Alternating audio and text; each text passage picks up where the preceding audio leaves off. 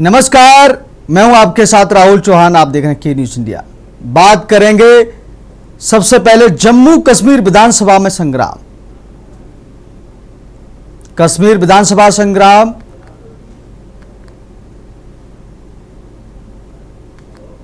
जम्मू कश्मीर विधानसभा budget सत्र की शुरुआत में ही बड़ा हंगामा शुरू हो गया। उमर अब्दुल्ला की नेशनल कॉन्फ्रेंस और महबूबा मुफ्ती की पीपल्स डेमोक्रेटिक पार्टी के विधायकों ने सदन में इजराइल मुर्दाबाद के नारे लगाए। इसी के साथ ईरान के पूर्व सुप्रीम लीडर खामनेई के बैनर भी लहराए गए। बीजेपी विधायकों ने नेशनल लॉ यूनिवर्सिटी के बैनर लहराए। विधानसभा के वेल में विधायकों ने खामनेई की तस्वीर लेकर प्रदर्शन किया। दूसरी ओर बीजेपी ने भारत माता की जय और वंदे मातरम के नारे लगाए। हंगामे की शुरुआत इजराइल के खिलाफ नारेबाजी के साथ हुई। सत्ता पक्ष एनसी कांग्रेस के विधायक पीडीपी और कुछ निर्दलीय विधायकों ने भी इजराइल और अमेरिका के खिलाफ नारेबाजी की। हंगामा इतना बढ़ गया, मार्शल तैनात करने पड़े। हंगामे के बीच में अमेरिका हाय हाय का शोर भी सुनाई दिया। सदन में हंगामे के दौरान बीजेपी और कांग्रेस विधायक आमने सामने आ गए। मामला धक्का मुक्की तक पहुंच गया। सत्ता पक्ष और विपक्ष दोनों के विधायक हाथ में पोस्टर लिए नारेबाजी करते नजर आए। देखते ही देखते स्थिति इतनी बेकाबू हो गई थी कि मजबूरन 20-25 मिनट की कार्रवाई के बाद सदन स्थगित करना पड़ा।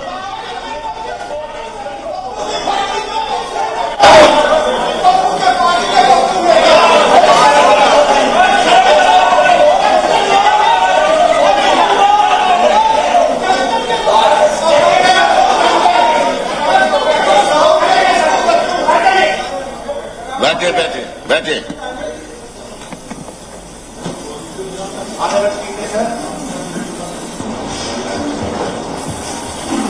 विद योर परमिशन सर, ये एक इशू है। गवर्नमेंट जो है इस पर रिस्पांस करे कि जम्मू नेशनल लॉ यूनिवर्सिटी के बारे में बार बार इस मसले को। सदन में विधायकों में धक्का मुक्की, ये आप शोरगुल सुन रहे हैं। सदन में जिस प्रकार से जो कार्रवाई को स्थगित करना पड़ा है, इजराइल और अमेरिका के खिलाफ नारेबाजी की गई है। इस नारेबाजी के बीच मार्शलों को भी बुलाना पड़ा। ये आप तस्वीरें आपको नजर आ रही हैं। जम्मू कश्मीर विधानसभा की तस्वीरें आप देख रहे हैं।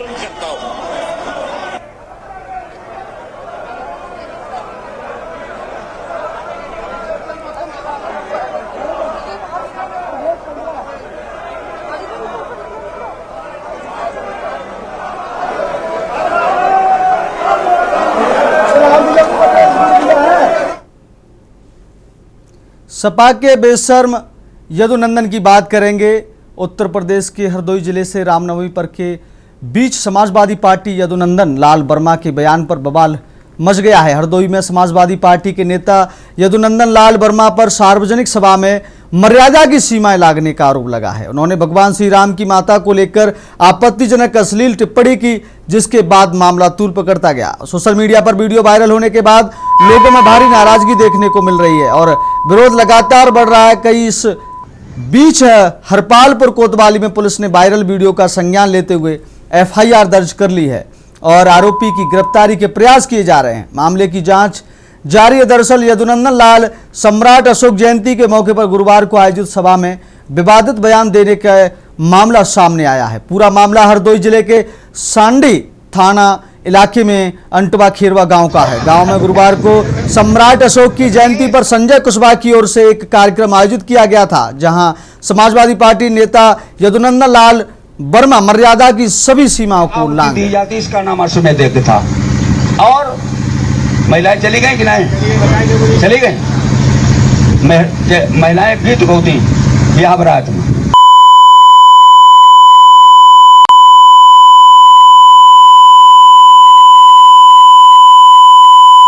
सबको पता नहीं, लेकिन वाल्मीकि रामायण में लिखा हुआ है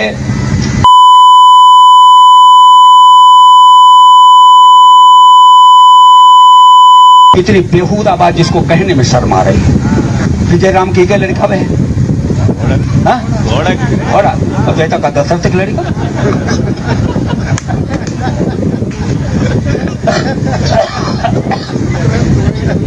ये सब कितने ये सब इतनी बेवकूफ चूतिया पंथी की बातें लिखी हुई। घोड़े की बोटी काट काट करके आहुति दी जाती, इसका नाम अश्वमेध यज्ञ था। और महिलाएं चली गई कि नहीं? चली गई। महिलाएं गीत गौती ब्याह बरात में।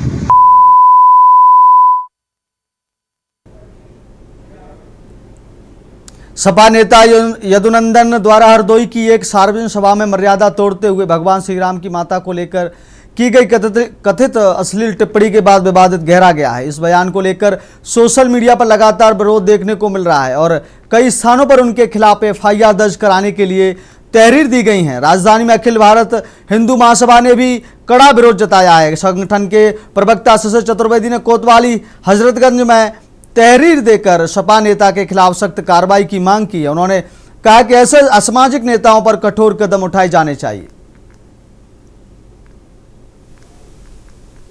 इस तरीके से आज समाजवादी पार्टी के प्रदेश सचिव यदुनंदन लाल जी ने रामनवमी के पावन अवसर पर प्रभु श्री राम का, उनकी माता कौशल्या जी का घोर अपमान किया है। इसकी हम कड़े कड़े कड़े शब्दों में निंदा करते हैं।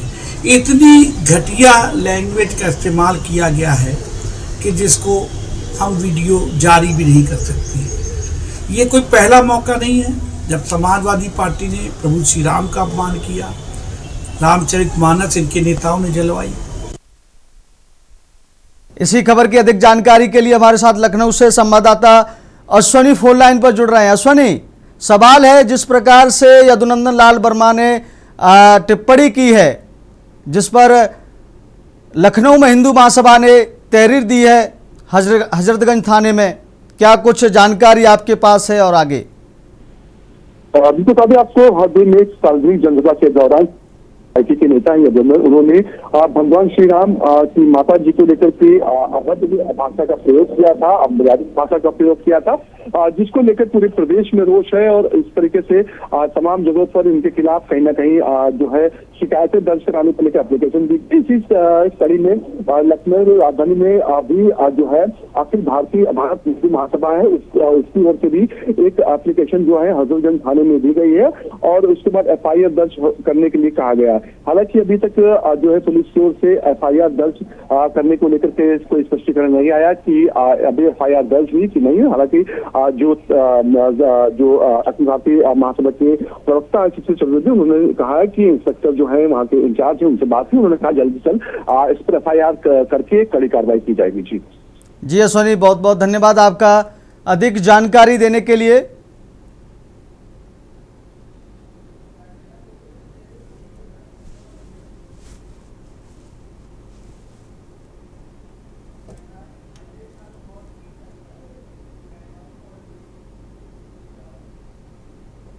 हाईवे पर मौत की टक्कर, सबसे बड़ी खबर हम आपको बता रहे हैं। बड़ी दर्दनाक खबर है।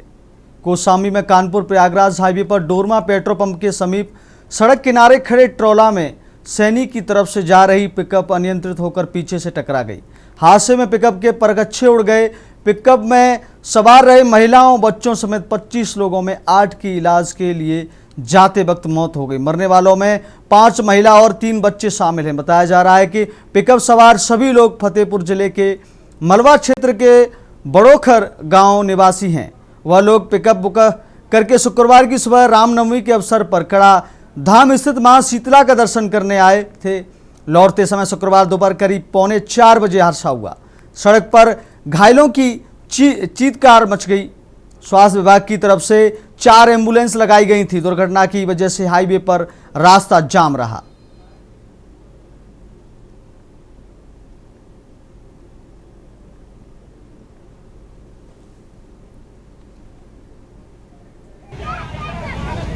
ये तस्वीरें आप देखिए, कितनी भयावह तस्वीरें हैं। बड़ा ही दर्दनाक हादसा ये कौशाम्बी में हुआ है। एक पिकअप खड़े ट्राला में पीछे से घुस गई। बताया जा रहा है सभी रामनवमी के अवसर पर माता के दर्शन कर लौट रहे थे।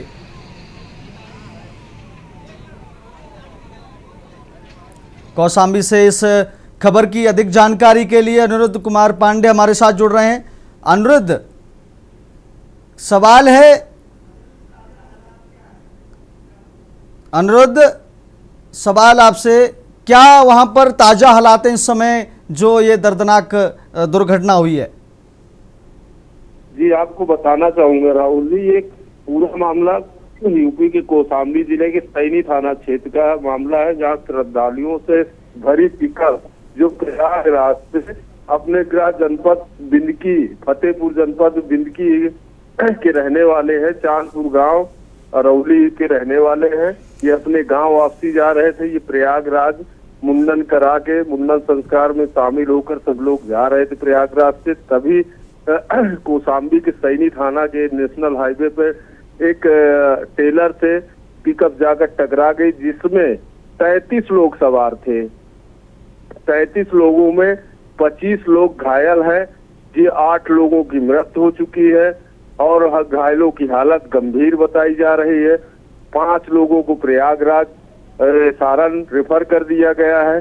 जिला प्रशासन से लेकर सभी लोग राहत बचाव कार्य में जुटे हुए हैं और देखने वाले प्रत्यक्षियों का कहना है कि दिल कांप गया ये भीषण हादसा जो है, और अस्पतालों में चीख पुकार से गुलजार है पूरा। जी अनिरुद्ध, जिस प्रकार से जो हालात हैं, अभी आगे की स्थिति क्या है?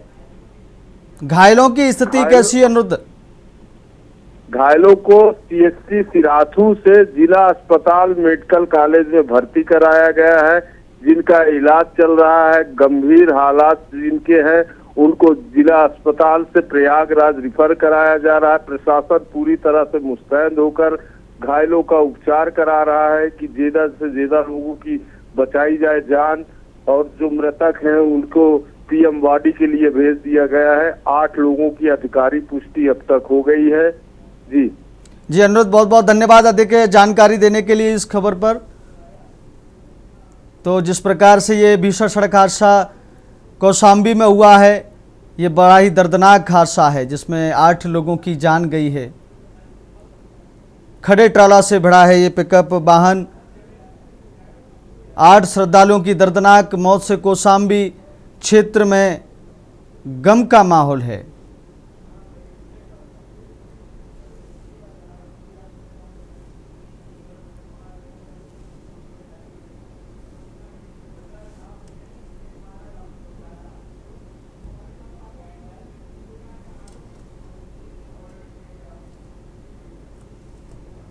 झोला छाप ने मार डाला। उत्तर प्रदेश के कौशाम्बी जिला के बैरोचा गांव में ऑपरेशन के बाद महिला की मौत से परिजन और ग्रामीण आक्रोशित हो गए। उन्होंने आरोप लगाया कि झोला छाप डॉक्टर द्वारा गलत इलाज के कारण उनकी पत्नी की मौत हुई। इस घटना के विरोध में परिजनों और ग्रामीणों ने प्रभा नर्सिंग होम के सामने चक्का जाम कर प्रदर्शन किया। सूचना मिलने पर थाना प्रभारी कृष्ण कुमार और भारी पुलिस बल मौके पर पहुंचे और स्थिति को नियंत्रित करने में जुट गए। जानकारी के अनुसार राम सेवक ने 6 मार्च को अपनी पत्नी का बच्चेदानी का ऑपरेशन प्रभा नर्सिंग होम में कराया था। ऑपरेशन के बाद महिला की तबीयत लगातार खराब होने लगी। इलाज के लिए उसे प्रयागराज के लिए निजी अस्पताल ले जाया गया, जहां डॉक्टरों ने जांच के बाद पहले किए गए ऑपरेशन को गलत बताया। इसके बाद महिला का दोबारा ऑपरेशन किया गया, लेकिन इलाज के दौरान उनकी मौत हो गई। परिजनों का आरोप है कि प्रभा नर्सिंग होम के डॉक्टरों की लापरवाही सीधे उनकी पत्नी की मौत का कारण बनी। उन्होंने अस्पताल को सीज करने और जिम्मेदार डॉक्टर के खिलाफ सख्त कार्रवाई की मांग की है। मौके पर मौजूद पुलिस ने परिजनों को समझाने का प्रयास किया, लेकिन आक्रोशित लोग कार्रवाई की मांग पर अड़े रहे। घटना ने स्थानीय प्रशासन और स्वास्थ्य व्यवस्था पर भी सवाल खड़े कर दिए हैं।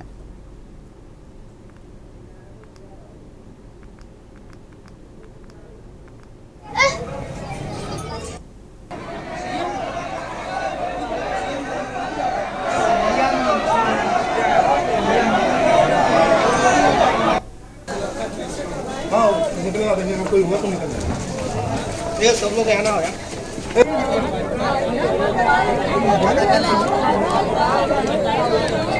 का नाम सरिता देवी है, पत्नी राम सेवक, उम्र लगभग 28 वर्ष है। तो इनको करीब 6 मार्च को कुछ समस्या थी बच्चेदानी वगैरह की, तो इनको परिजन के अस्पताल में यहाँ पर ले आए थे प्रभा हॉस्पिटल में।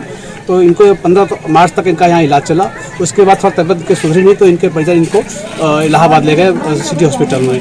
तो आज जानकारी प्राप्त हो रही है कि आज सुबह इनकी वहाँ पर इलाज के दौरान मृत्यु हो गई है। तो परिजन उनके डेड बॉडी को आज यहाँ ले आए थे, रख दिए थे। इनकी कुछ मांग थी कि जो इलाज जिसमें लापरवाही बरती गई है इसमें अस्पताल के खिलाफ कार्रवाई किया जाए और उनको उचित मुआवजा दिया जाए। क्या करवाने आए थे, बोला है करवा दिए हैं, यहाँ ऑपरेशन जो है गलत कर दिए हैं प्रभात हॉस्पिटल में। किस तरीके से गलत किया गया है? वो जो है जो जो है जगह से जब गए हम ना तो अल्ट्रासाउंड और एक्सरा सीटी स्कैन सब कुछ करवा के हमारे पास इलाहाबाद के सर्जन ने बताया है, बताए हैं साहब। इसका वीडियोग्राफी वगैरह हुई, वीडियो सारा कुछ हमारे पास है।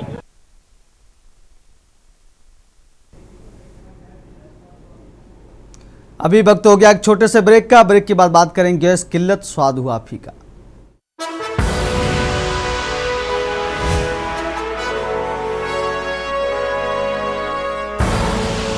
आप देख रहे हैं के न्यूज, खबरों का सारथी। ब्रेक के बाद एक बार फिर आपका स्वागत है। तो हम बात कर रहे थे गैस किल्लत, स्वाद हुआ फीका। आपको बता दें उत्तर प्रदेश कानपुर में कमर्शियल एलपीजी सिलेंडर की किल्लत के कारण दुकानदारों को भट्टी और कोयले को पर समोसे, कचौरी, पूरी तलने को मजबूर होना पड़ रहा है। सिलेंडर न मिलने से व्यापारी प्रभावित हो रहा है। मजबूरन पारंपरिक तरीकों लकड़ी और कोयला का इस्तेमाल किया जा रहा है। इस कारण समोसा, पूरी का स्वाद बदल रहा है और लागत बढ़ गई है, जिस दुकानदार काफ़ी परेशान हैं। कमर्शियल सिलेंडर न मिलने की वजह से कुछ दुकानदार कोयले की भट्टी का सहारा लेना पड़ रहा है। कई जगहों पर दुकानदारी आधी हो गई है और कुछ जगहों पर दुकान बंद करने की नौबत आ गई है। कोयले की भट्टी वजह से अगल बगल के दुकानदार कोयले के धुएं से परेशान होते जाते हैं और कई बार शिकायत करते हैं।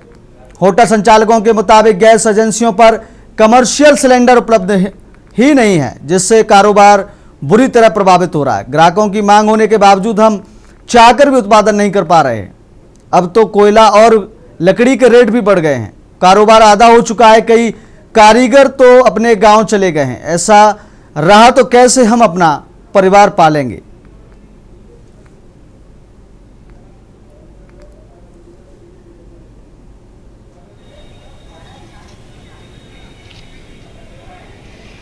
मिडिल ईस्ट युद्ध के चलते जहां देश भर में तनाव की स्थिति उत्पन्न है, वहीं अगर बात करी जाए एलपीजी गैस की, तो एलपीजी गैस को लेकर पूरे देश भर में हाहाकार मचा हुआ है। चाहे वो घरेलू सिलेंडर हो, चाहे वो कमर्शियल सिलेंडर हो, जिसको लेकर लगातार जो है दिक्कतों का जो उपभोक्ता है उनको दिक्कतों का सामना करना पड़ रहा है।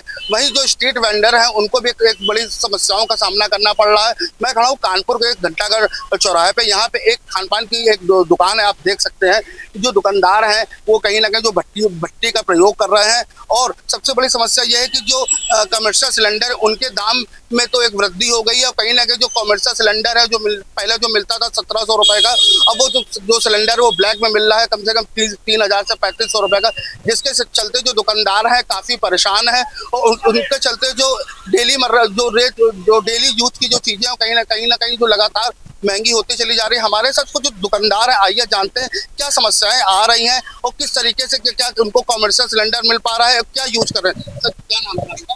गणेश पांडे। आपकी खान पान की दुकान है यहाँ पे घंटाघर चौराहे पे, किस तरीके से क्या समस्या आ रही है जो कमर्शियल सिलेंडर नहीं मिल पा रहा है?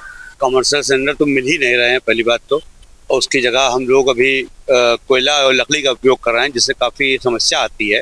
क्योंकि समस्या इसलिए भी है, गैस का कुछ जल्दी काम हो जाता है और इसमें तो काफ़ी धुआं हो रहा है, कहीं धक्कड़ हो रहा है, प्रदूषण में काफ़ी दिक्कत, आसपास के लोग परेशान हो जाते हैं कि धूल लक्कड़ है, धुआं हो रहा है, भैया खांसी आ रही है, तो समस्या तो है ही है थोड़ी सी, और धीमे धीमे बढ़ ही रही है, कम तो होने रही है।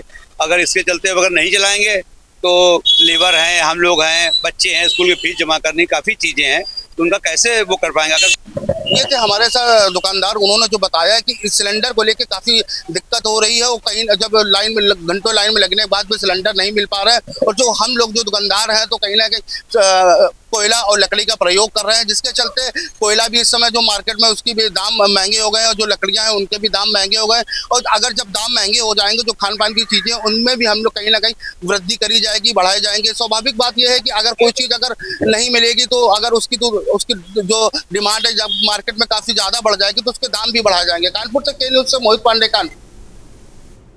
अब बात करेंगे 40 करोड़ का स्मैक तस्कर। खबर शाहजहांपुर से है, जहां मुजफ्फरनगर पुलिस ने स्मैक तस्कर के खिलाफ कार्रवाई करते हुए करोड़ों की संपत्ति सीज कर दी है। इस कार्रवाई से इलाके में हड़कंप मच गया है। जानकारी के अनुसार थाना कटरा क्षेत्र के रहने वाले तस्कर बाबू उर्फ रियाज और उसके सहयोगियों के खिलाफ मादक पदार्थों की तस्करी के कई मामले दर्ज हैं। इसी के चलते पुलिस ने कार्रवाई करते हुए तस्कर की लगभग 40 करोड़ रुपए की संपत्ति को जब्त कर लिया। सीज की गई संपत्तियों में 4 आलीशान मकान, करीब 200 बीघा जमीन, 2 शोरूम, कई प्लॉट और एक ईंट भट्टा शामिल है। कार्रवाई के दौरान मौके पर भारी पुलिस बल तैनात रहा और प्रशासन ने सभी संपत्तियों पर जब्ती के बोर्ड लगा दिए हैं। पुलिस के अनुसार तस्कर रियाज और उसकी पत्नी तबस्सुम के नाम दर्ज संपत्तियों को भी सीज किया गया है। जांच में सामने आया है कि यह संपत्ति अवैध रूप से मादक पदार्थों की तस्करी के जरिए अर्जित की गई थी। बताया जा रहा है कि बरेली और अन्य जिलों में भी तस्कर की कुल संपत्ति करीब 80 करोड़ रुपए आंकी गई है, जिस पर आगे भी कार्रवाई जारी रहेगी।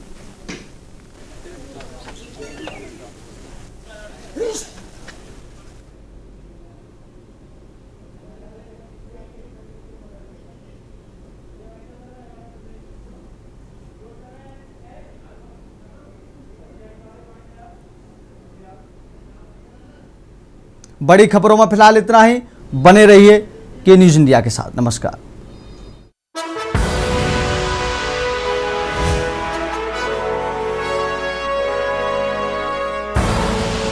आप देख रहे हैं के न्यूज़, खबरों का सारथी।